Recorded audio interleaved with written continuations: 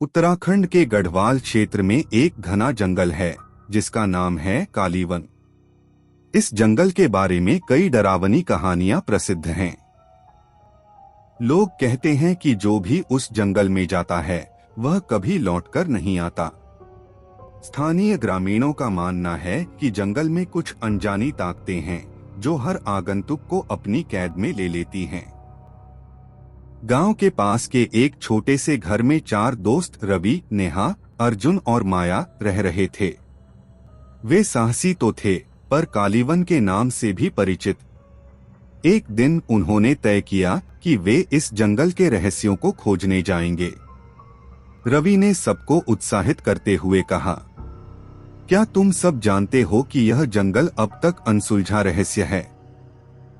हमें इसे सुलझाने की कोशिश करनी चाहिए। नेहा ने थोड़ी घबराहट के साथ कहा, रवि तुम जानते हो न, लोग इसे श्रापित कहते हैं। वहां जाना खतरनाक हो सकता है। अर्जुन ने हंसते हुए जवाब दिया, नेहा अगर डरते रहोगी तो कुछ नया कैसे करोगी? चलो यह मजेदार होगा। माया ने भी हामी भर दी और चारों दोस्तों ने अगले दिन सुबह जंगल के लिए निकलने की योजना बना ली। सुबह का समय था। चारों दोस्त अपने बैग और टॉर्च लेकर जंगल की ओर चल पड़े।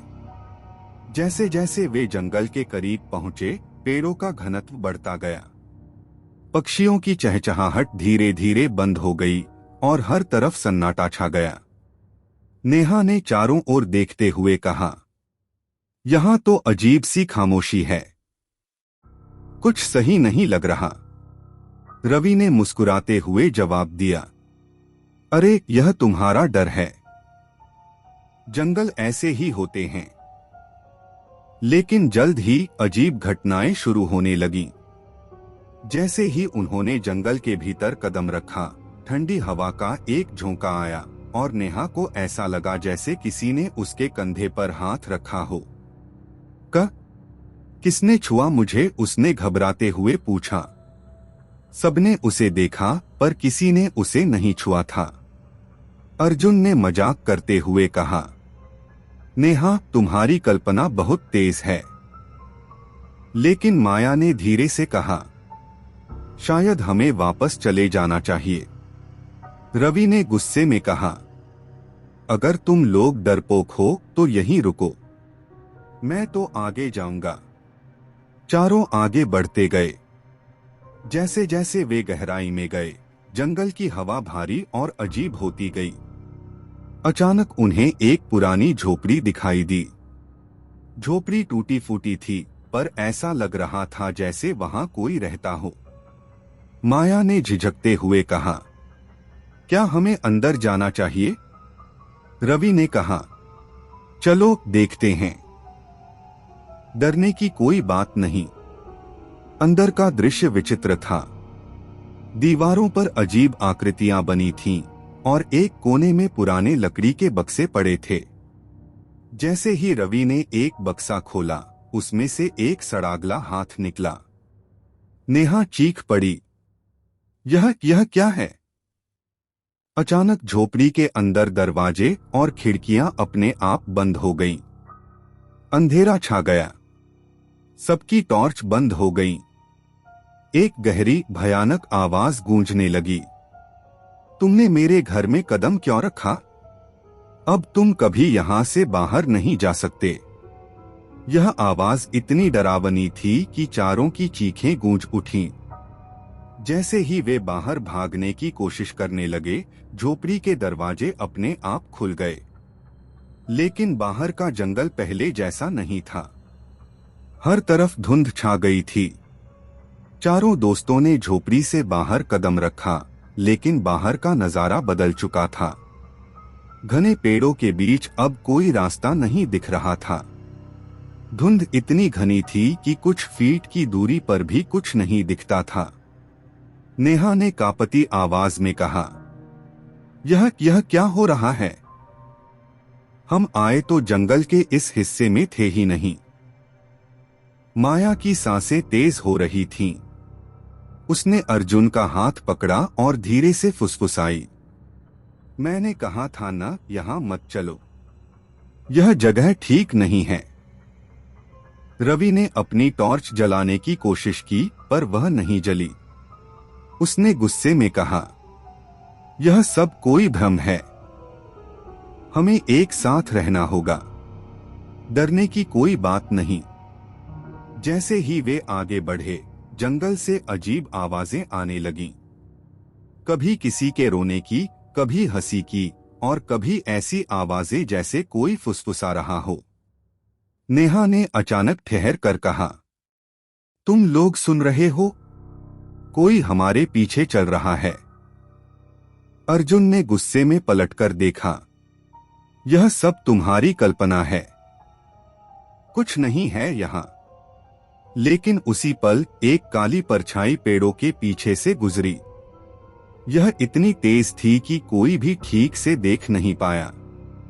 माया ने डरते हुए कहा, मैंने भी कुछ देखा, हमें यहां से निकल जाना चाहिए। अचानक अर्जुन ने चिल्लाना शुरू कर दिया, यह मेरे पैर को पकड़ रहा है, छुड़ाओ मुझे। सबने उसकी ओर देखा। जमीन से दो काली भुजाएं निकलकर अर्जुन को नीचे खींच रही थीं। उसने खुद को छुड़ाने की बहुत कोशिश की, लेकिन उसकी आवाज गूंजती रह गई। कुछ ही पलों में वह काली जमीन में समा गया। नेहा चीखते हुए जमीन पर गिर पड़ी। अर्जुन, यह कैसे हो सकता है? यह क्या था? माया की आंखों से आंसू बहने लगे। रवि ने घबराहट के बावजूद खुद को संभालते हुए कहा, हम कुछ नहीं कर सकते, हमें यहां से बाहर निकलना होगा। अर्जुन के गायब होने के बाद तीनों दोस्त अंधाधुंध भागने लगे, लेकिन हर तरफ पेड़ एक जैसे लग रहे थे। यह जंगल एक भूल भुलैया की तरह था। नेहा ने रुककर कहा, हम कितनी देर से भाग रहे हैं, लेकिन हम बार बार उसी जगह वापस आ रहे हैं। माया ने रोते हुए कहा, यह जंगल हमें कहीं जाने नहीं देगा, हमें यहां मरना होगा। रवि ने चुप्पी तोड़ी, नहीं, मैं हार नहीं मानूंगा। अगर यह जंगल हमें फंसाने की कोशिश कर रहा है तो हमें समझदारी से काम लेना होगा। आगे बढ़ते हुए उन्हें एक बड़ा सूखा हुआ पेड़ दिखा। उसके तने पर इंसानी चेहरों जैसी आकृतियां बनी थीं। माया ने कांपते हुए कहा, यह क्या है? ये चेहरे ऐसे लग रहे हैं जैसे असली हों। नेहा ने पेड़ को ध्यान से देखा और उसके मुंह से चीख निकल गई। यह चेहरा, यह अर्जुन का है। यह पेड़ उन लोगों का घर है जो यहाँ मरे हैं। रवि ने आगे बढ़कर उस पेड़ को छूने की कोशिश की, लेकिन जैसे ही उसने तने को छुआ, उसकी हथेली जलने लगी। वह चीखते हुए पीछे हटा। यह पेड़ हमें नुकसान पहुंचा सकता है, हमें इससे दूर रहना होगा। जैसे ही वे उस पेड़ से दूर हुए, उन्हें एक और झोपड़ी दिखाई दी। यह पहली झोपड़ी से बड़ी थी और उसके चारों ओर लाल धागों से बनी एक सीमा रेखा खिंची थी। नेहा ने रुककर कहा, यहाँ शायद कोई मदद मिले। रवि ने चिल्लाकर कहा, क्या तुम पागल हो? हमें और झोपड़ियों में नहीं जाना चाहिए। लेकिन माया ने दरवाजा खोल दिया। झोपड़ी के अंदर एक बूढ़ा साधु बैठा था। उसकी आंखें सफेद थीं और उसकी त्वचा झुर्रियों से भरी थी। उसने धीमी गूंजती आवाज में कहा, तुम लोगों ने यहाँ कदम क्यों रखा? यह जंगल तुम्हें छोड़ेगा नहीं। नेहा ने डरते हुए पूछा, हम यहाँ से बाहर कैसे निकल सकते हैं? साधु ने हंसते हुए कहा, बाहर निकलना, यहाँ से कोई बाहर नहीं जाता। लेकिन अगर तुम बचना चाहते हो तो जंगल की आत्मा को शांत करना होगा। रवि ने पूछा, जंगल की आत्मा कौन है? साधु ने कहा, वह एक श्रापित आत्मा है जो इंसानों से बदला ले रही है। उसे सिर्फ वही शांत कर सकता है जो उसकी असली कहानी को समझे। साधु की बातें खत्म होते ही झोपड़ी का दरवाजा अपने आप बंद हो गया। चारों ओर अंधेरा छा गया। झोपड़ी में फैले अंधकार के बीच नेहा, रवि और माया ने अपने अपने हाथ कसकर पकड़ लिए। अजीब सी सर्दी ने उन्हें घेर लिया था। साधु की आवाज फिर गूंजने लगी, जैसे वह अब भी वहीं हो। तुम सबने अपनी मौत पर दस्तखत कर दिए हैं। जो भी जंगल में आता है वह आत्मा के खेल का हिस्सा बन जाता है। लेकिन अगर तुम जीत गए तो शायद तुम्हें जाने दिया जाए। रवि ने डरते हुए पूछा, ये खेल क्या है? और ये आत्मा कौन है? साधु की हंसी ने उनकी रीढ़ में सिहरन दौड़ा दी। उसने कहा, कालीवन का यह जंगल कभी पवित्र हुआ करता था, लेकिन वर्षों पहले एक निर्दोष महिला को इस जंगल में जलाकर मार दिया गया था। उसने अपने अंतिम क्षणों में सभी से बदला लेने का श्राप दिया था। तब से यह जंगल उसका घर बन गया। हर कोई जो यहाँ आता है उसकी आत्मा को चैन नहीं लेने देती। नेहा ने कांपते हुए पूछा, हमें क्या करना होगा? हमें यहाँ से बाहर निकलना है। साधु ने कहा, आत्मा से बचने का केवल एक ही तरीका है, तुम्हें उसकी कहानी को जानना होगा और उसकी मौत के पीछे के रहस्य को उजागर करना होगा। अगर तुम उसे न्याय दिला सके तो शायद वह तुम्हें छोड़ दे। लेकिन याद रखना, हर कदम पर तुम्हारा डर तुम्हारे खिलाफ काम करेगा। और अगर तुम असफल हुए तो तुम्हारी आत्मा भी इस जंगल का हिस्सा बन जाएगी। साधु की बात खत्म होते ही चारों ओर का अंधेरा छंटने लगा। नेहा, रवि और माया अब झोपड़ी के बाहर थे। लेकिन यह जंगल पहले से भी ज्यादा अजीब और डरावना लग रहा था। हर तरफ घने पेड़ों से झांकती लाल आंखें दिख रही थीं और ठंडी हवा में किसी के रोने की आवाज सुनाई दे रही थी। माया ने घबराते हुए कहा, अब हम क्या करें? यह आत्मा हमें कैसे दिखेगी? रवि ने ध्यान से आसपास देखा। कुछ ही दूरी पर एक पुरानी टूटी हुई सड़क दिखाई दी। उसने कहा, हमें यहाँ से निकलने का रास्ता ढूंढना होगा। शायद यह सड़क हमें किसी उत्तर की ओर ले जाए। नेहा ने कहा, पर साधु ने कहा था कि हमें उसकी कहानी जाननी होगी। हमें यह पता लगाना होगा कि उस महिला के साथ क्या हुआ था। सड़क पर चलते चलते वे एक पुराने कुएं के पास पहुंचे। कुआं धूल और झाड़ियों से घिरा हुआ था, लेकिन उसमें से अजीब सी सरसराहट की आवाज आ रही थी। रवि ने कुएं के पास जाकर झांकने की कोशिश की, लेकिन नेहा ने उसे पीछे खींच लिया। यह ठीक नहीं है, कुछ गड़बड़ है, उसने डरते हुए कहा। लेकिन जैसे ही वे पीछे हटे, कुएं से एक आवाज आई, मुझे बचा। माया की चीख निकल गई, उसने डरते हुए कहा। लेकिन जैसे ही वे पीछे हटे, कुएं से एक आवाज आई, मुझे बचा। माया की चीख निकल गई। उसने घबराते हुए कहा, यह किसकी आवाज थी? क्या कोई अंदर है? रवि ने हिम्मत जुटाई और कुएं में झांककर देखा। नीचे एक औरत का धुंधला प्रतिबिंब दिखा। वह हाथ जोड़कर कह रही थी, मुझे न्याय दो, मेरी कहानी को सबके सामने लाओ, वरना यह जंगल तुम्हारा अंत कर देगा। नेहा ने कांपते हुए पूछा, तुम कौन हो और तुम्हारे साथ क्या हुआ था? औरत की आवाज धीमी हो गई। उसने कहा, मेरा नाम चंद्रिका था। मैं इस जंगल के पास के गांव की पवित्र देवी मानी जाती थी, लेकिन लोभ और पाखंड ने मेरी हत्या करवाई। अगर तुम सच्चाई जानना चाहते हो तो गांव वापस जाओ, वहां तुम्हें सब उत्तर मिलेंगे। कुएं की आवाज गायब हो गई। नेहा ने कहा, हमें उस गांव जाना होगा। शायद वहीं से हमें इस रहस्य का जवाब मिलेगा। लेकिन जैसे ही वे गांव जाने के लिए मुड़े, जंगल ने उन्हें घेर लिया। पेड़ अपनी शाखाओं से उनके रास्ते को बंद कर रहे थे। हर तरफ से फुसफुसाहट और अजीब हंसी की आवाजें आने लगीं। माया ने रोते हुए कहा, यह जंगल हमें जाने नहीं देगा, हम यहां फंस गए हैं।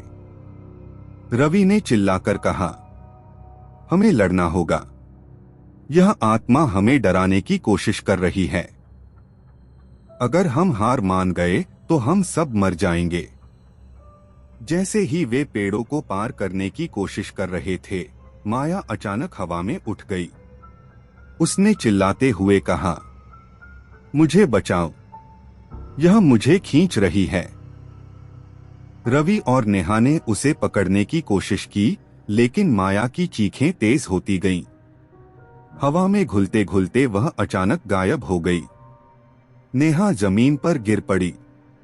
उसने रोते हुए कहा, अब माया भी चली गई, यह जंगल हमें मार डालेगा। रवि ने उसकी ओर देखा। उसकी आंखों में डर था, लेकिन उसने मजबूती से कहा, हम दोनों को जीवित रहना होगा, माया और अर्जुन के लिए भी। आखिरकार उन्हें जंगल के बीच से एक पुराना टूटा हुआ मंदिर दिखाई दिया। मंदिर के दरवाजे पर खून के निशान थे। जैसे ही वे अंदर पहुंचे, वहां दीवारों पर पुराने चित्र उकेरे हुए थे। एक चित्र में दिखाया गया था कि एक महिला को भीड़ ने आग के हवाले कर दिया। उसके ऊपर लिखा था। नेहा ने कांपते हुए कहा, यह चंद्रिका की कहानी है।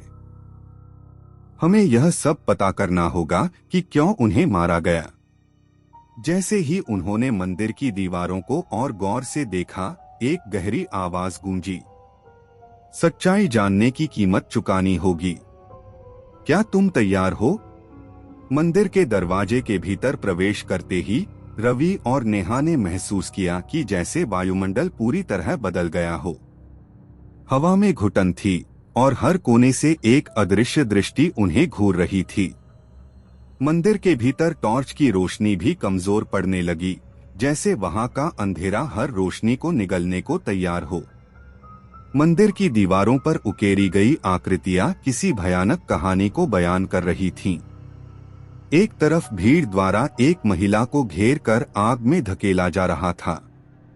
दूसरी ओर एक पुरुष मूर्ति जैसी दिख रही थी, जिसका चेहरा आधा मिटा हुआ था और उसके हाथों में एक तलवार थी। नेहा ने दीवार को देखते हुए कहा, यह तो वही महिला है, चंद्रिका।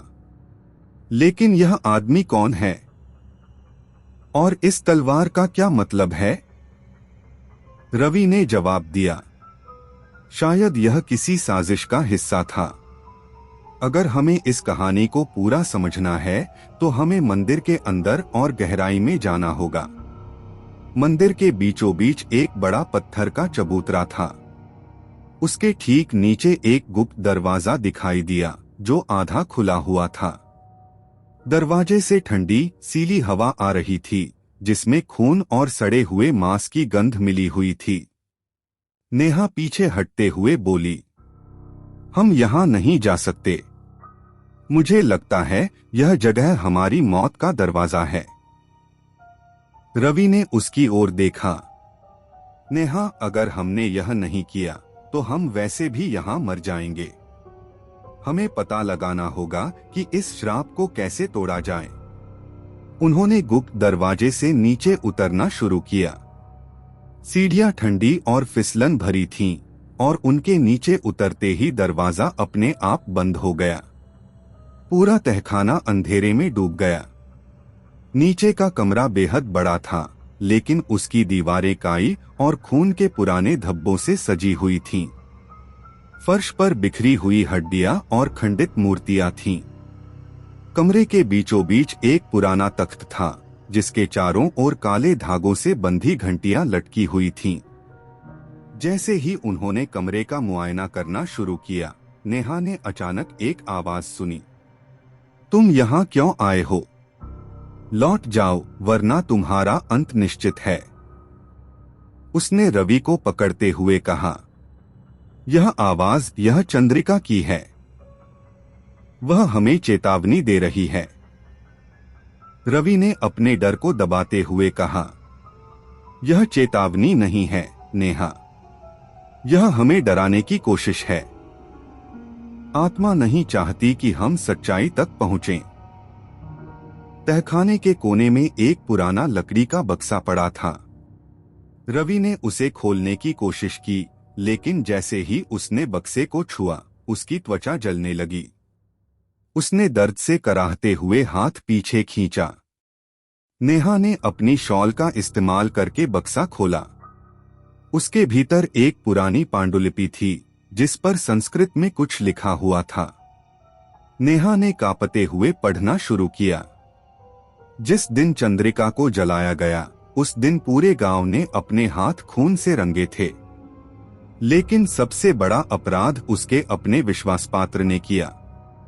जिसने उसे धोखा दिया वही उसकी मौत का कारण बना। रवि ने गुस्से में कहा, यह विश्वासपात्र कौन था? क्या हमें उसे ढूंढना होगा? जो उसके साथ हुआ उसकी झलक पाने के लिए आग को पुकारो। जैसे ही नेहा ने यह पढ़ा, कमरे में रखे तख्त के चारों ओर आग की लपटें उठने लगीं। धुएं के बीच एक महिला की आकृति प्रकट हुई। यह चंद्रिका थी। उसके चेहरे पर गहरा दर्द और गुस्सा साफ झलक रहा था। चंद्रिका की आवाज पूरे कमरे में गूंजी। तुम लोग यहाँ क्यों आए हो? क्या तुम भी मुझे धोखा देने वालों में से हो? नेहा ने कांपते हुए कहा। नहीं, हम तुम्हारी मदद करना चाहते हैं। हमें बताओ तुम्हारे साथ क्या हुआ था? चंद्रिका ने गुस्से से कहा। तुम मेरी मदद नहीं कर सकते। तुम वही करोगे जो सबने किया, मुझे धोखा। उसकी आंखों से खून के आंसू बहने लगे और उसने हाथ उठाकर रवि और नेहा की ओर इशारा किया। पूरा कमरा जोर से हिलने लगा, जैसे वह तहखाना टूटकर गिरने वाला हो। अचानक दीवारों पर उकेरी गई आकृतियां जीवित हो गईं। उन पर दिख रहे चेहरे चीखने लगे। हर तरफ अजीब सी आवाजें आने लगीं। तुम बाहर नहीं जा सकते, यह जंगल तुम्हें निगल जाएगा। नेहा और रवि ने किसी तरह हिम्मत जुटाई और चंद्रिका से कहा, हमें तुम्हें न्याय दिलाना है। तुम्हें पूरा सच बताना होगा। हमें बताओ कि तुम्हें किसने मारा।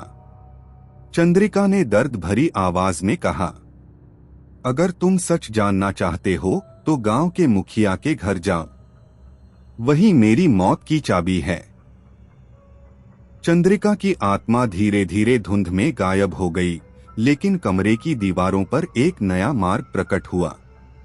यह मार्ग जंगल के बाहर एक गांव की ओर ले जाता था। नेहा ने कहा, हमें गांव जाना होगा, लेकिन क्या यह आत्मा हमें वहां तक पहुंचने देगी? रवि ने उसकी ओर देखा और कहा, हमें अपनी जान की कीमत पर भी यह करना होगा। अगर हम चंद्रिका को न्याय दिला सके तो शायद यह श्राप खत्म हो जाए। दोनों उस मार्ग पर चलने लगे, लेकिन उनके रास्ते में छुपे नए खतरे उनका इंतजार कर रहे थे। रवि और नेहा गुप्त मार्ग से गांव की ओर बढ़ने लगे। यह रास्ता बेहद तंग और खतरनाक था। चारों ओर ठंडी हवा चल रही थी जो उनके चेहरे पर बर्फ जैसी लग रही थी। जैसे ही वे रास्ते में आगे बढ़ते गए, जंगल की आवाजें तेज होने लगीं, आहें, चीखें और ऐसी अस्पष्ट फुसफुसाहटें जो उनके रोंगटे खड़े कर रही थीं। नेहा ने रवि का हाथ कसकर पकड़ा और बोली, क्या हमें सच में यह करना चाहिए? ऐसा लगता है कि यह रास्ता हमें गांव तक पहुंचाने के बजाय हमें कहीं और ले जा रहा है। रवि ने हिम्मत बनाए रखते हुए जवाब दिया, हमारे पास और कोई विकल्प नहीं है। अगर हम यहाँ रुक गए तो यह जंगल हमें जिंदा नहीं छोड़ेगा। हमें इस खेल को खत्म करना ही होगा। रास्ते के बीच अचानक से धुंध घनी होने लगी। नेहा ने महसूस किया कि कोई चीज उनके पीछे चल रही है। उसने पलटकर देखा, लेकिन वहां कुछ भी नहीं था। तभी अचानक रवि के सामने एक काली छाया प्रकट हुई। वह एक मानव आकृति की तरह दिख रही थी, लेकिन उसकी आंखें लाल अंगारों की तरह जल रही थीं। छाया ने रवि की ओर बढ़ते हुए कहा, तुम भी उनकी तरह ही खत्म हो जाओगे। कोई यहां से जिंदा नहीं गया। रवि ने तुरंत नेहा का हाथ खींचा और उसे दौड़ने का इशारा किया। दोनों तेजी से उस छाया से दूर भागने लगे। पीछे से छाया की कर्कश हंसी उनकी हिम्मत को कमजोर कर रही थी। नेहा ने डरते हुए पूछा, यह छाया कौन थी? क्या यह भी चंद्रिका का ही हिस्सा है? रवि ने सिर झटकते हुए कहा, नहीं, यह कुछ और है। शायद यह आत्मा ने हमारे डर को जिंदा कर दिया है। हमें इसे नजरअंदाज करना होगा। लगभग आधे घंटे तक उस खतरनाक रास्ते पर चलते हुए वे आखिरकार गांव के बाहरी इलाके में पहुंच गए। यह गांव पूरी तरह उजाड़ था। चारों ओर सिर्फ खंडहर और जली हुई झोपड़ियां थीं। नेहा ने चारों ओर देखते हुए कहा, यहां तो जैसे सालों से कोई नहीं रहा। यह जगह इतनी वीरान क्यों है? रवि ने दूर एक पुरानी हवेली की ओर इशारा किया। वह गांव के बीचों बीच स्थित थी और उसकी हालत बाकी जगहों से भी ज्यादा भयानक लग रही थी। खिड़कियों से झांकती टूटी हुई लकड़ियां, दीवारों पर फैली बेलें और हवा में बहता सड़न का दुर्गंध सब कुछ अजीब था। शायद यहीं हमें उत्तर मिलेगा, रवि ने कहा। दोनों हवेली की ओर बढ़े। दुर्गंध सब कुछ अजीब था। शायद यहीं हमें उत्तर मिलेगा, रवि ने कहा। दोनों हवेली की ओर बढ़े। जैसे ही वे मुख्य दरवाजे के करीब पहुंचे, दरवाजा अपने आप चरमराते हुए खुल गया। अंदर अंधकार छाया हुआ था। दीवारों पर मकड़ी के जाले और धूल की मोटी परतें जमी हुई थीं। नेहा ने फुसफुसाते हुए कहा, यह जगह, यहां कुछ भयानक हुआ है।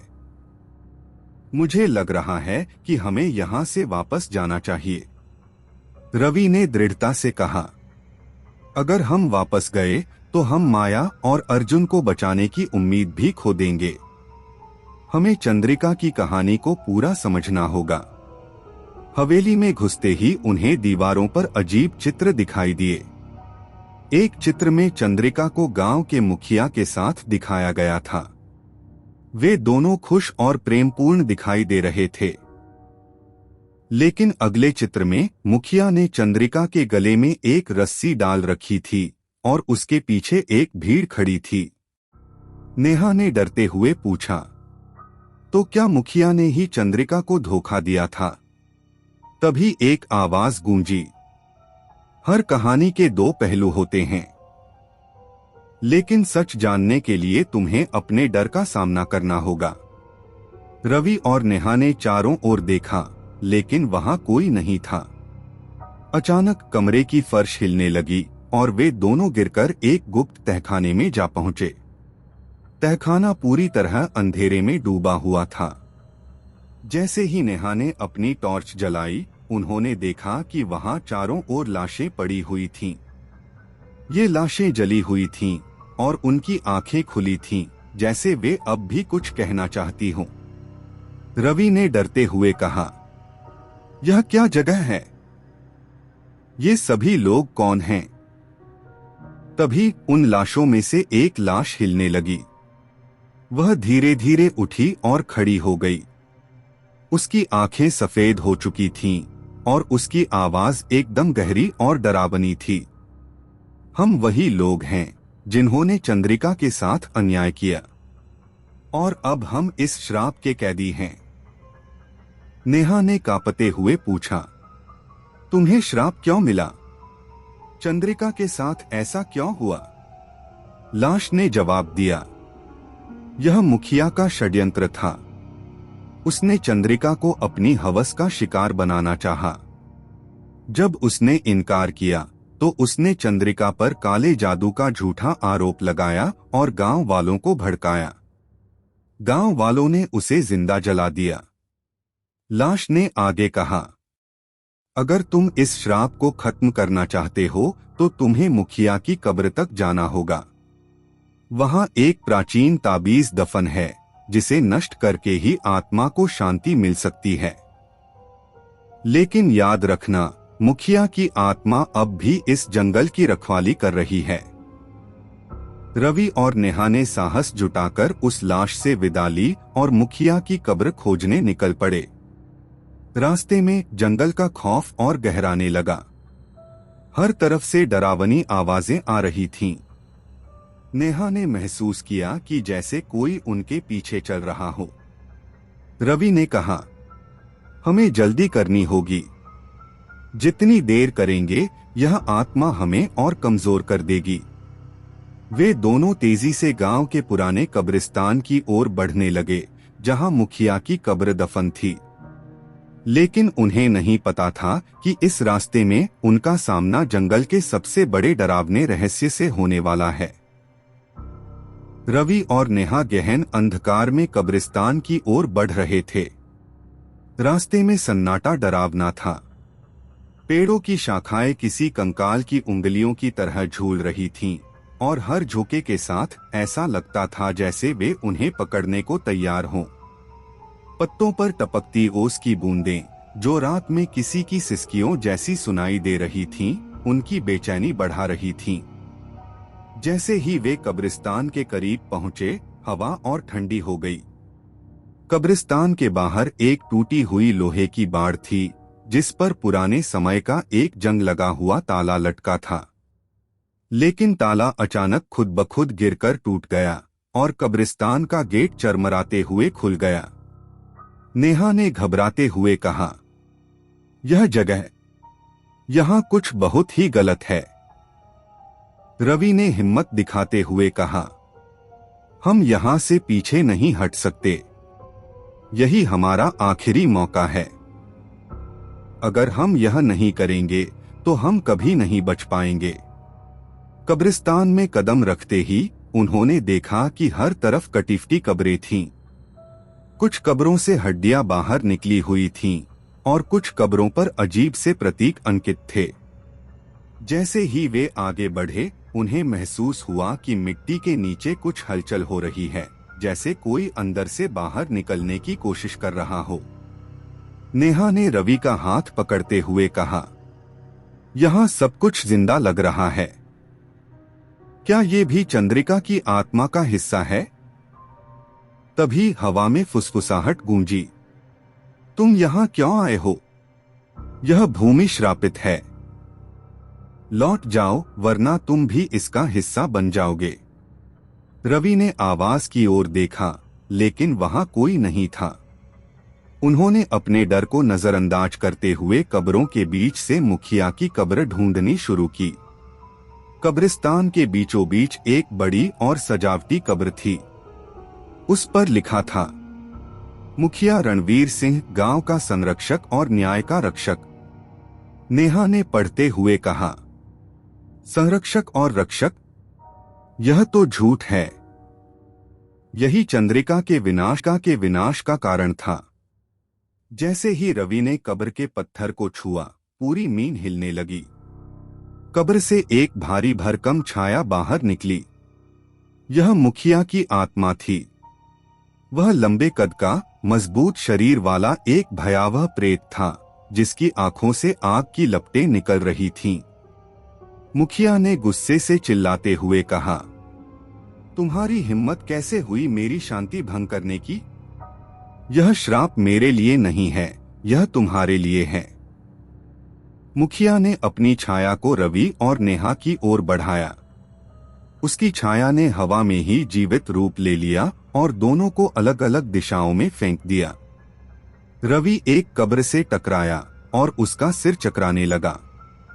नेहा ने किसी तरह उठकर रवि को खींचा और दोनों ने छुपने की कोशिश की। नेहा ने चिल्लाते हुए कहा, हमें इस ताबीज को खोजकर नष्ट करना होगा। यह हमारी एकमात्र उम्मीद है। मुखिया ने जोर से हंसते हुए कहा, ताबीज को छूने की कोशिश भी मत करना, यह तुम्हें उसी तरह नष्ट कर देगा जैसे चंद्रिका को किया था। मुखिया की आत्मा लगातार हमले कर रही थी, लेकिन नेहा ने रवि को इशारा किया कि वे कब्र को खोदना शुरू करें। दोनों ने एक टूटी हुई लोहे की रॉड से कब्र की मिट्टी को हटाना शुरू किया। जैसे ही उन्होंने कुछ मिट्टी हटाई, वहां से एक सुनहरी चमक निकली। यह ताबीज था। ताबीज एक पुराने धागे में बंधा हुआ था और उस पर अजीब सी लिपि में कुछ लिखा था। नेहा ने ताबीज को उठाने की कोशिश की, लेकिन उसके हाथ जलने लगे। उसने चीखते हुए ताबीज को गिरा दिया। रवि ने उसे देखा और कहा, हमें इसे नष्ट करने का कोई तरीका खोजना होगा। यह ताबीज श्राप का केंद्र है। जैसे ही ताबीज जमीन से हटा, पूरे कब्रिस्तान में हलचल मच गई। मिट्टी के नीचे दबे शव एक एक करके उठने लगे। उनकी आंखें सफेद और खाली थीं और वे दोनों की ओर बढ़ने लगे। नेहा ने घबराते हुए कहा, ये सब क्या हो रहा है? ये शव हमें क्यों घूर रहे हैं? रवि ने जवाब दिया, यह मुखिया की आत्माओं का नियंत्रण है। ये हमें रोकना चाहते हैं।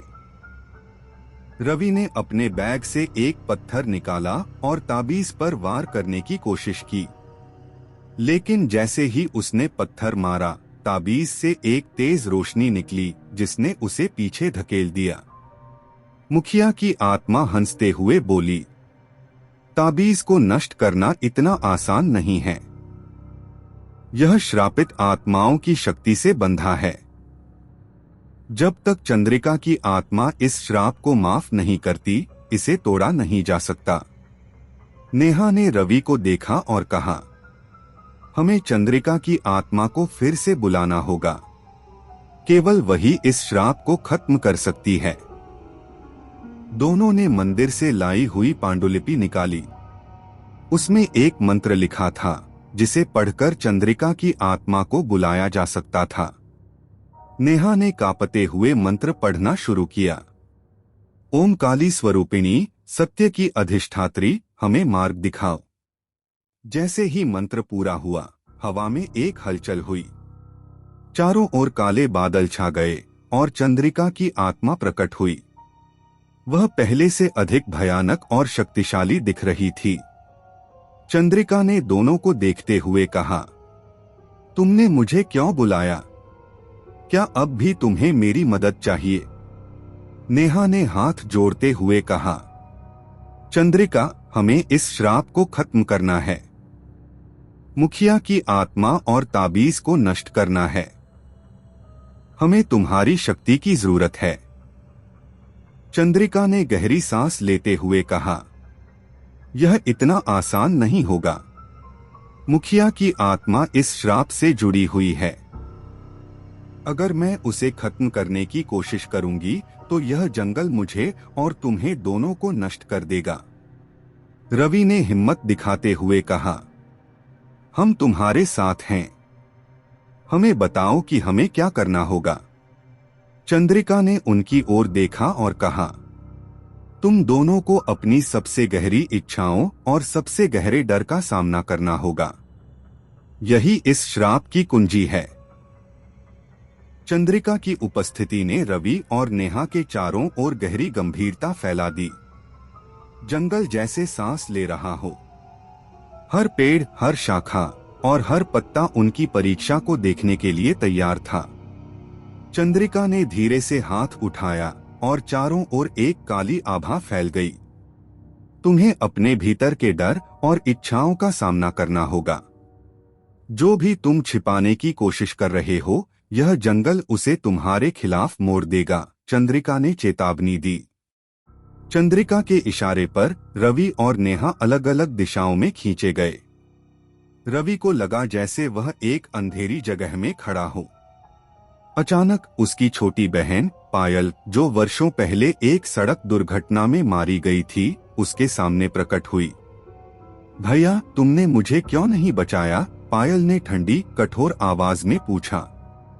रवि हक्का बक्का रह गया। उसकी आंखों में आंसू आ गए। पायल, मैं कुछ नहीं कर सका। मैं वहां नहीं था। पायल की आंखें लाल हो गईं और उसकी आवाज डरावनी हो गई।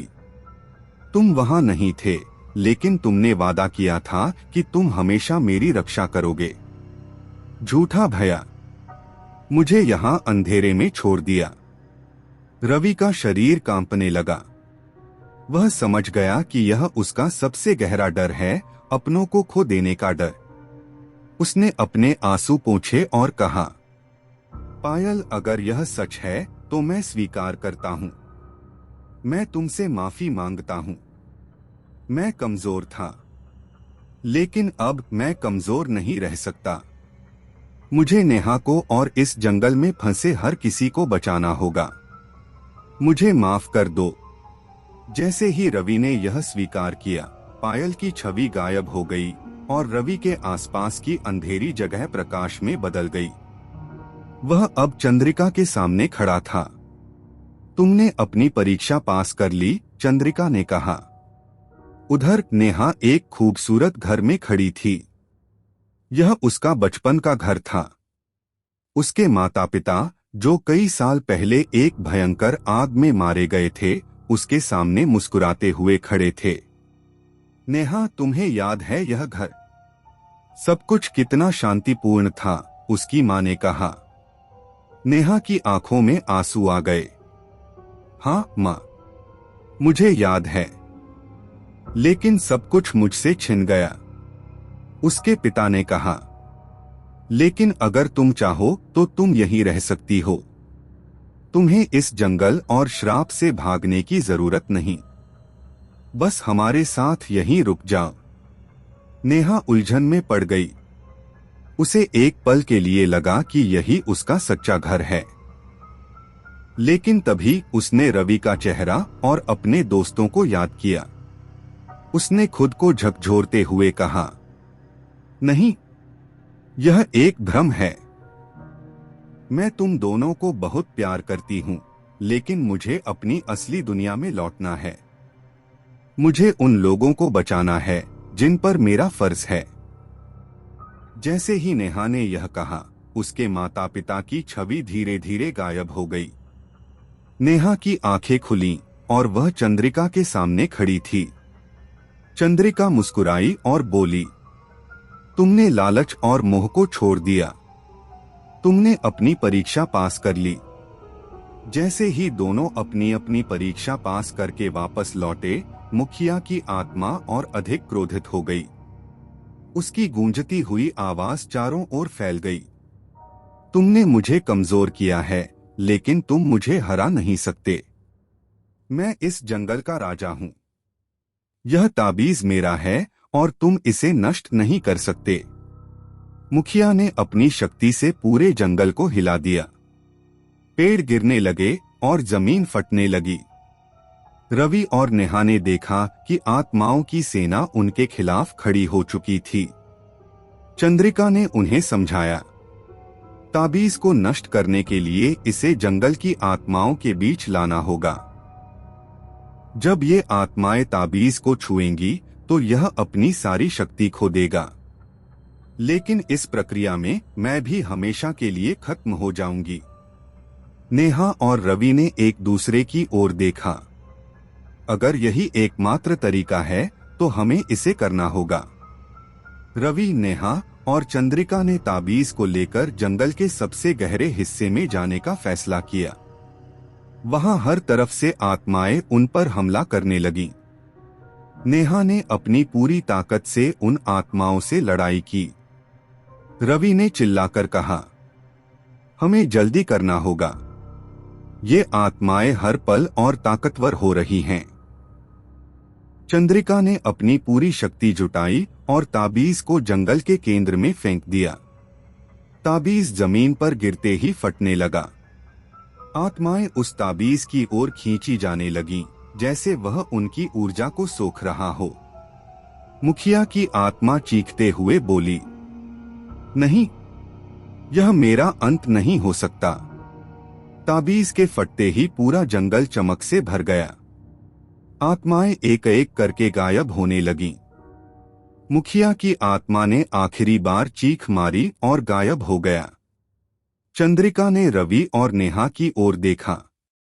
तुमने मुझे मुक्ति दी, अब मैं भी इस श्राप से मुक्त हूं। जैसे ही उसने यह कहा, वह धीरे धीरे हवा में विलीन हो गई। जंगल शांत हो गया। रवि और नेहा ने एक दूसरे को सहारा देकर जंगल से बाहर निकलने की कोशिश की। अब कोई आवाज, कोई साया, कोई डर नहीं था। वे जानते थे कि उन्होंने सिर्फ अपनी ही नहीं, बल्कि उन सबकी मुक्ति कर दी थी जो इस श्राप में फंसे हुए थे। जंगल से बाहर निकलने के बाद रवि और नेहा ने राहत की सांस ली। उनकी आंखों में थकावट और शरीर में दर्द था, लेकिन यह संतोष भी था कि उन्होंने वह कर दिखाया जो असंभव लग रहा था। जंगल की हवा अब हल्की लग रही थी। पक्षी फिर से चहचहाने लगे थे और सूरज की किरणें पेड़ों के बीच से झांक रही थीं। नेहा ने आसमान की ओर देखा और फुसफुसाई, चंद्रिका, तुम्हारे बलिदान को हम कभी नहीं भूलेंगे। रवि ने धीरे से उसका हाथ पकड़ते हुए कहा, यह सब तुम्हारी हिम्मत के बिना मुमकिन नहीं था। लेकिन नेहा, हमें यह समझना होगा कि यह कहानी यहीं खत्म नहीं हो सकती। नेहा चौंकी। क्या मतलब? हमने ताबीज नष्ट कर दिया, मुखिया की आत्मा को खत्म कर दिया, अब और क्या बचा है? रवि ने जंगल की ओर इशारा करते हुए कहा, यह जंगल, इसके हर कोने में जो अनगिनत आत्माएं थीं, वे अब भी यहाँ की कहानी का हिस्सा हैं। हो सकता है श्राप खत्म हो गया हो, लेकिन उनकी कहानियां अब भी दबी हुई हैं। रवि और नेहा ने जंगल से निकलकर गांव की ओर बढ़ने का फैसला किया। जैसे ही वे गांव पहुंचे, उन्होंने देखा कि वहां का माहौल पूरी तरह बदल चुका था।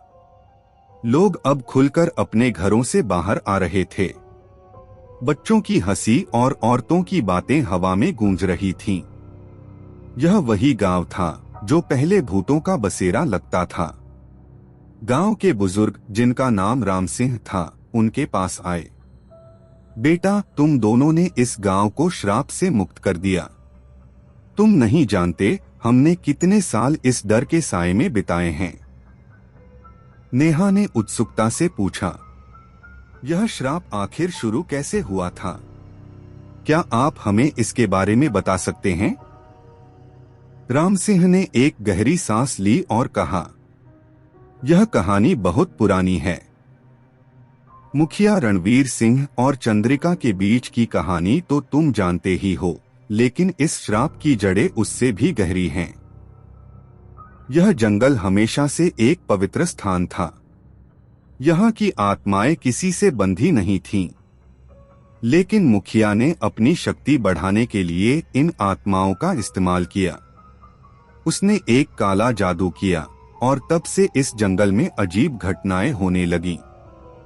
राम सिंह ने आगे बताया, इस जंगल के बीचों बीच एक प्राचीन गुफा है। कहा जाता है कि वहां एक ऐसा प्रतीक बना है जो जंगल की आत्माओं का मूल है। मुखिया ने उसी प्रतीक का इस्तेमाल किया था। लेकिन गुफा में जाना आसान नहीं है। वहां अब भी कई रहस्य छिपे हुए हैं। नेहा ने रवि की ओर देखा और कहा, हमें उस गुफा तक जाना होगा। अगर यह जंगल पूरी तरह शांति में आना है, तो हमें वह प्रतीक ढूंढकर नष्ट करना होगा। राम सिंह ने उनकी हिम्मत की दाद दी, लेकिन चेतावनी भी दी। वहां जाना जानलेवा हो सकता है। जो भी उस गुफा के पास गया है, वह कभी वापस नहीं आया। रवि ने दृढ़ता से कहा, हम अब पीछे नहीं हट सकते। अगर हमें जंगल की आत्माओं को हमेशा के लिए मुक्त करना है, तो हमें इस आखिरी चुनौती का सामना करना होगा। रवि और नेहा ने गुफा की ओर जाने का फैसला किया। इस बार वे कुछ स्थानीय लोगों को भी साथ ले गए। राम सिंह ने उन्हें कुछ औजार और मशालें दी जो गुफा के अंधेरे में मदद कर सकती थीं। जंगल के भीतर घुसते ही माहौल फिर से बदलने लगा। हालांकि मुखिया की आत्मा का असर खत्म हो चुका था, लेकिन जंगल अब भी उनकी हर हरकत पर नजर रख रहा था। हवा भारी लग रही थी और हर कदम डरावना था। रास्ते में उन्होंने देखा कि कई पेड़ों पर अजीब निशान बने हुए थे। नेहा ने गौर से देखा और कहा, ये वही निशान हैं जो ताबीज पर थे। ये निशान जंगल की आत्माओं की भाषा हो सकती है। कई घंटे चलने के बाद वे गुफा के पास पहुंचे। गुफा का द्वार विशाल और डरावना था। वहां चारों ओर पुराने खून के निशान थे और मिट्टी पर गहरे पंजों के निशान थे। रवि ने मशाल जलाकर गुफा के अंदर कदम रखा। गुफा के अंदर का माहौल बेहद ठंडा और भयानक था। दीवारों पर अजीब आकृतियां बनी हुई थीं और कहीं-कहीं से पानी टपक रहा था। नेहा ने कहा, यह जगह सिर्फ एक गुफा नहीं है, यह किसी प्राचीन मंदिर जैसा लगता है। गुफा के भीतर चलते चलते वे एक बड़े कक्ष में पहुंचे। वहां बीचों बीच एक गोलाकार पत्थर रखा हुआ था जिस पर वही अजीब निशान बने थे। उसके चारों ओर छोटी छोटी मूर्तियां थीं जो बहुत डरावनी थीं। नेहा ने फुसफुसाते हुए कहा, यही प्रतीक है, यही वह जगह है जहां मुखिया ने अपना काला जादू किया होगा। जैसे ही उन्होंने पत्थर को छूने की कोशिश की, गुफा की दीवारें हिलने लगीं। चारों ओर से आत्माएं प्रकट होने लगीं। ये आत्माएं मुखिया की आत्मा से भी अधिक भयानक थीं। एक गूंजती हुई आवाज चारों ओर गूंजने लगी, तुमने हमारी शांति भंग की है, अब तुम इस श्राप का हिस्सा बनोगे। रवि और नेहा को एहसास हुआ कि गुफा की आत्माएं उन्हें रोकने की कोशिश कर रही हैं। रवि ने जोर से चिल्लाया, हम यहां तुम्हें मुक्त करने आए हैं, हमें रोकने की कोशिश मत करो। लेकिन आत्माएं उनकी बात सुनने को तैयार नहीं थीं। नेहा ने राम सिंह द्वारा दिया गया एक औजार निकाला जिसमें चंद्रिका का प्रतीक बना था। उसने उसे हवा में लहराया और आत्माएं थोड़ा पीछे हट गईं। नेहा ने रवि से कहा, हमें इस पत्थर को तोड़ना होगा, यह ही जंगल की आत्माओं की कैद का कारण है।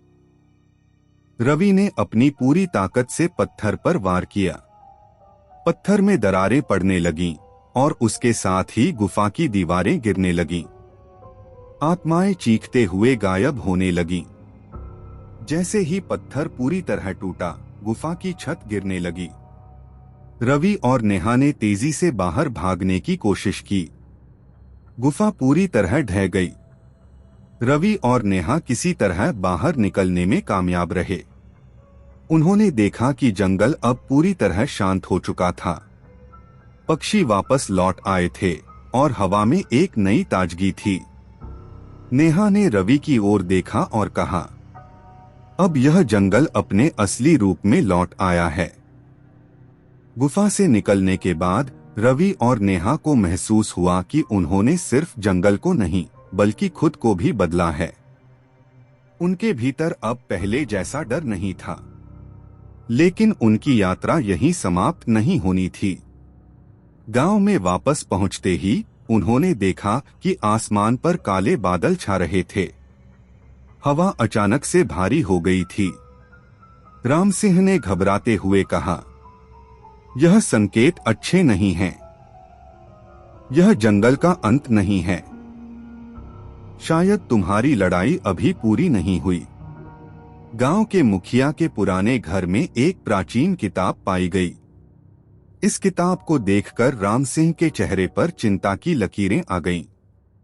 उन्होंने कहा, यह किताब इस जंगल और इसके श्राप की असली कहानी बताती है। यह केवल मुखिया और चंद्रिका की कहानी नहीं है। यह जंगल सैकड़ों साल पहले एक और बड़ी ताकत से बंधा था। नेहा ने किताब को खोला। उसमें कुछ पुराने चित्र और संकेत बने थे। एक चित्र में एक औरत दिखाई दी जिसकी आंखें पूरी तरह सफेद थीं। उसके हाथ में एक त्रिशूल था और उसके चारों ओर आग जल रही थी।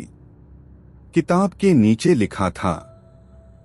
नेहा ने चौंक कर पूछा, यह कौन है?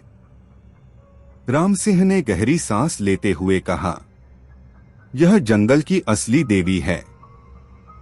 यह जगह कभी मां कामाक्षी का निवास था, लेकिन वर्षों पहले कुछ लालची लोगों ने उनकी शक्ति को अपने फायदे के लिए इस्तेमाल करना शुरू कर दिया।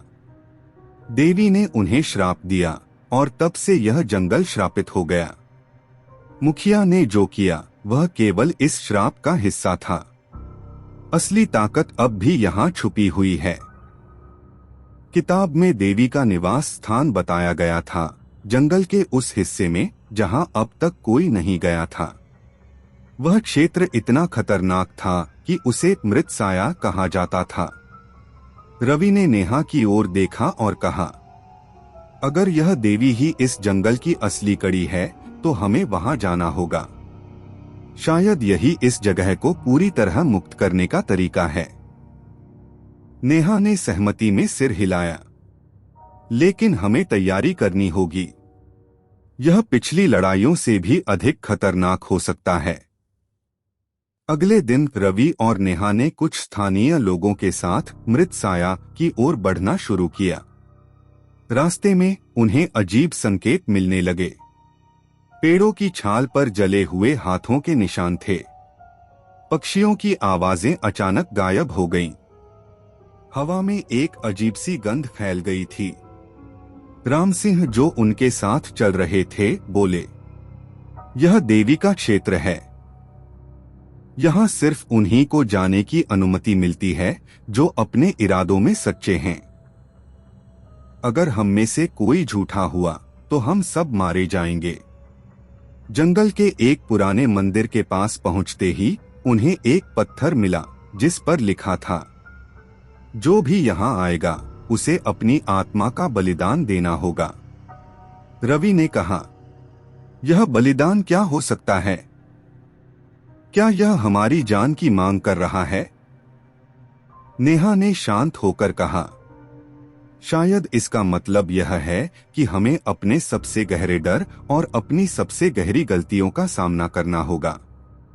जैसे ही वे मंदिर के भीतर पहुंचे, उन्हें चारों ओर से चीखें सुनाई देने लगीं। यह जगह पहले की गुफा से भी डरावनी थी। यहाँ की दीवारें खून से सनी हुई थीं और फर्श पर हड्डियां बिखरी हुई थीं। मंदिर के बीचों बीच एक बड़ा जलता हुआ त्रिशूल खड़ा था। त्रिशूल के सामने एक विशाल मूर्ति थी जो देवी कामाक्षी की प्रतीत हो रही थी। उनकी आंखें किसी जीवित प्राणी की तरह चमक रही थीं। नेहा ने मूर्ति की ओर बढ़ते हुए कहा, हम यहाँ देवी का सामना करने आए हैं। अगर यह जंगल उनकी वजह से श्रापित है तो हमें उनसे जवाब चाहिए। तभी मूर्ति की आंखों से एक तेज रोशनी निकली और पूरा मंदिर हिलने लगा। एक गूंजती हुई आवाज सुनाई दी, तुम कौन हो जो मेरी शांति भंग करने आए हो? नेहा ने साहस जुटाकर कहा, हम यहाँ तुम्हारे श्राप को समझने और इसे खत्म करने आए हैं। हमने इस जंगल के लोगों को बहुत तकलीफ में देखा है। देवी की आवाज ठंडी लेकिन सख्त थी। तुम जानते हो यह श्राप मैंने क्यों दिया था? इंसानों की लालच ने इस पवित्र स्थान को अपवित्र कर दिया। अब तुम्हें साबित करना होगा कि तुम मुझसे कुछ मांगने के लायक हो। देवी ने रवि और नेहा को एक आखिरी परीक्षा दी। उन्हें अपनी सबसे बड़ी कमजोरियों और अपने डर का सामना करना था। लेकिन इस बार यह पहले से भी अधिक कठिन था, क्योंकि इस परीक्षा में उनकी आत्माएं भी दांव पर थीं। रवि को फिर से अपने परिवार के सामने खड़ा किया गया, लेकिन इस बार उसके माता पिता और बहन सभी उसकी गलतियों के लिए उसे दोषी ठहराने लगे। नेहा को उस आग का सामना करना पड़ा जिसने उसके माता पिता को छीन लिया था। उसने अपने चारों ओर जलते हुए घर और अपने माता पिता की चीखें सुनी। दोनों को इस बार न केवल अपने डर को पहचानना था, बल्कि खुद को माफ भी करना था। मंदिर के भीतर देवी कामाक्षी की आवाज अब और भी गंभीर हो गई थी। उनकी चमकती हुई आंखें पूरे स्थान को आलोकित कर रही थीं। चारों ओर अंधकार और रहस्यमय शक्तियां घिरी थीं। नेहा और रवि के डर अब उनके सामने जीवंत हो चुके थे। नेहा जलती हुई आग के बीच खड़ी थी। उसने अपने माता पिता को अपनी आंखों के सामने खो दिया था। यह दृश्य उसकी यादों का हिस्सा था, लेकिन अब यह इतना सजीव हो गया था कि वह खुद को रोक नहीं पा रही थी। उसने अपनी मां की चीखें सुनी और अपने पिता को मदद के लिए चिल्लाते हुए देखा। नेहा, उसकी मां ने उसे पुकारा, तुमने हमें बचाने की कोशिश क्यों नहीं की? यह सब तुम्हारी वजह से हुआ। नेहा का दिल टूट रहा था। उसने अपनी आंखें बंद कर लीं, लेकिन चीखें और तेज हो गईं। वह रोते हुए चिल्लाई, यह मेरी गलती नहीं थी। मैं सिर्फ एक बच्ची थी। मुझे पता नहीं था कि क्या करना है। तभी देवी की आवाज गूंजी, तुम्हें अपने डर का सामना करना होगा। क्या तुम खुद को माफ कर सकती हो? नेहा ने आंसुओं से भरी आंखों के साथ कहा, हाँ, मुझे माफ करना होगा। मैं एक बच्ची थी। मैंने अपना सर्वश्रेष्ठ किया। अब मैं अपने माता पिता की यादों को अपने अंदर जीऊंगी, लेकिन अपराध बोध के साथ नहीं। आग धीरे धीरे शांत होने लगी। नेहा के चारों ओर अंधेरा छाने लगा। रवि अपने पुराने घर में खड़ा था। उसके माता पिता और बहन उसे घूर रहे थे। उनकी आंखों में गुस्सा और निराशा थी। तुम हमारी जिम्मेदारी नहीं निभा सके, उसकी मां ने कहा। तुमने हमें असहाय छोड़ दिया। तुम एक कायर हो। रवि ने अपनी बहन की ओर देखा, जिसकी आंखों में आंसू थे। भैया, आपने मुझे बचाने की कसम खाई थी, लेकिन आपने कुछ नहीं किया। रवि ने खुद को बेहद कमजोर महसूस किया। उसने सिर झुका लिया, लेकिन तभी उसने खुद से कहा, मैंने जो किया वह मेरी सीमाओं के भीतर था। मैं अपनी गलती मानता हूं, लेकिन मैं इसे अपने पूरे जीवन का बोझ नहीं बनने दूंगा। मैं अपनी जिंदगी उनकी यादों के साथ बेहतर बनाऊंगा। माहौल बदलने लगा। उसका परिवार गायब हो गया। देवी की आवाज फिर गूंजी, तुमने अपने भीतर के कायर को हराया है। अब तुम अगले कदम के लिए तैयार हो। नेहा और रवि दोनों ने अपने डर पर विजय पा ली थी। मंदिर में देवी का स्वरूप अब अधिक स्पष्ट हो गया। देवी कामाक्षी की मूर्ति से एक चमकदार छवि निकली और वे उनके सामने प्रकट हुई। तुमने अपनी परीक्षा पास कर ली है, देवी ने कहा। तुम दोनों ने न केवल अपने डर का सामना किया, बल्कि अपने दोषों को भी स्वीकार किया। यही सच्ची ताकत है। अब मैं तुम्हें वह शक्ति दूंगी जो इस जंगल और इसकी आत्माओं को मुक्त कर सके। देवी ने दोनों को अपने त्रिशूल की शक्ति दी। त्रिशूल से एक तेज प्रकाश निकला, जिसने पूरे मंदिर को भर दिया। जैसे ही त्रिशूल की शक्ति सक्रिय हुई, जंगल के हर कोने में बदलाव आना शुरू हो गया। पुराने पेड़ जो श्रापित दिखते थे, हरे भरे हो गए। आत्माओं की चीखें शांत हो गईं। गांव में रहने वाले लोग, जिनकी आत्माएं वर्षों से जंगल में फंसी थीं, मुक्त हो गए। जंगल में एक नई ऊर्जा बहने लगी। रवि और नेहा जब गांव लौटे तो वहां के लोग खुशी में नाच रहे थे। राम सिंह ने उनके पास आकर कहा, तुम दोनों ने जो किया उसके लिए यह गांव सदियों तक तुम्हारा ऋणी रहेगा। नेहा ने मुस्कुराते हुए कहा, हमने सिर्फ वही किया जो सही था, लेकिन अब इस जंगल को और इस पवित्र स्थान को संभालना आपकी जिम्मेदारी है। इसे कभी किसी के लालच का शिकार मत बनने देना। नेहा और रवि ने अपने जीवन को एक नई दिशा देने का फैसला किया। उन्होंने उन सभी लोगों की मदद करने की ठानी जो अपने डर और अपराध बोध से जूझ रहे थे। जंगल अब एक पवित्र स्थान बन चुका था, जहां लोग शांति के लिए आते थे। देवी कामाक्षी का मंदिर एक आध्यात्मिक स्थल बन गया और श्राप की कहानी केवल एक चेतावनी बनकर रह गई। रवि ने नेहा से कहा, हमने जो किया वह हमारी ताकत नहीं बल्कि हमारी सच्चाई का परिणाम था। डर हमें कमजोर करता है, लेकिन उसका सामना